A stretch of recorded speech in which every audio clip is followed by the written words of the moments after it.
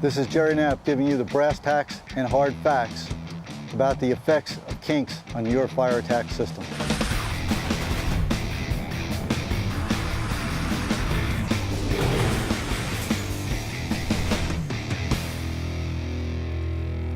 We conducted an experiment here to see the effect of various different kinks on our fire attack system. We started with one 90-degree kink, increased that to two 90-degree kinks, moved it up to one 130 or approximately 135-degree kink, turned that into kind of an expanded Z, so there's two kinks, compressed that Z, so we had essentially two 180 kinks like you may have in the bed of your hose bed, and tried that each with different nozzles. The nozzles we used were two smooth bores, one 7/8, one 15/16 at 50 psi. The combination nozzle we used was 150 GPMs at 50 psi, and the third was a 100 psi automatic nozzle flowing 150 GPMs. I think you'll be very surprised to see the results. There's two important facts here. One is you have to test to be sure your assumptions are correct about how many GPMs you're losing. The second is you need to test your fire attack system. You can't take our data with our hose, our nozzles, and assume your hose, your nozzles will act the same way.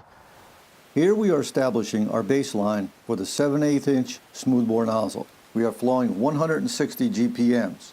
It's important to note that the margin of error is about 10%, and at a flow of 160 GPMs, the upper margin of our error would be plus or minus 16 GPMs.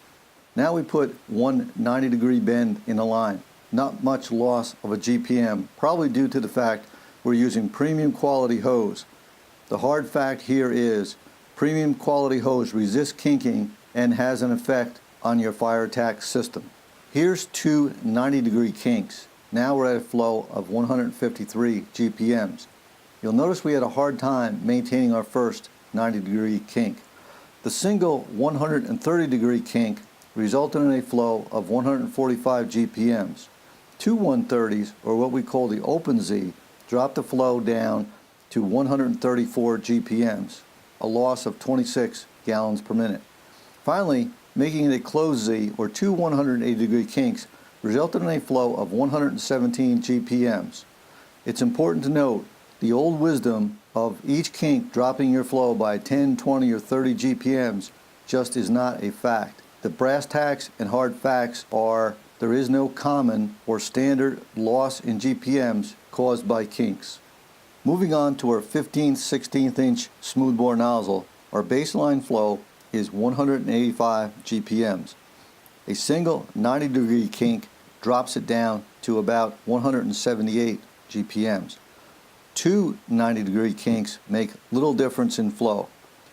Here our 130-degree kink sets us at about 162 GPMs. Two 130-degree kinks puts us at about 140 GPMs.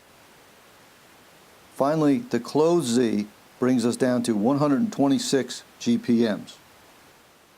Our fixed GPM combination nozzle is rated for 150 GPMs at 50 psi, and that is our baseline. One 90-degree kink resulted in no appreciable difference. We are still within our margin of error. Two 90-degree kinks has similarly no effect. Now we start to see a drop in GPMs with one 130-degree kink. Two 130s drops the flow down to 82 GPMs.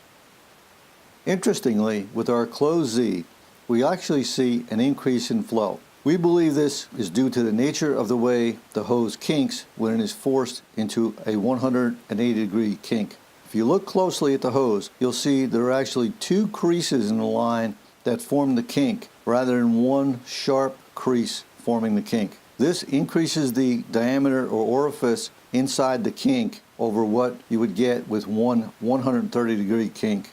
The brass tacks and hard fact here is this. Our assumptions about kinks may not be true. It's important to measure and evaluate your fire attack system.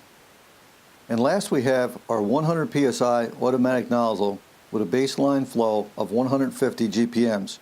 We were curious to see how the higher pressure of the line would impact our flow, since the hose would be more kink resistant than a lower pressure line.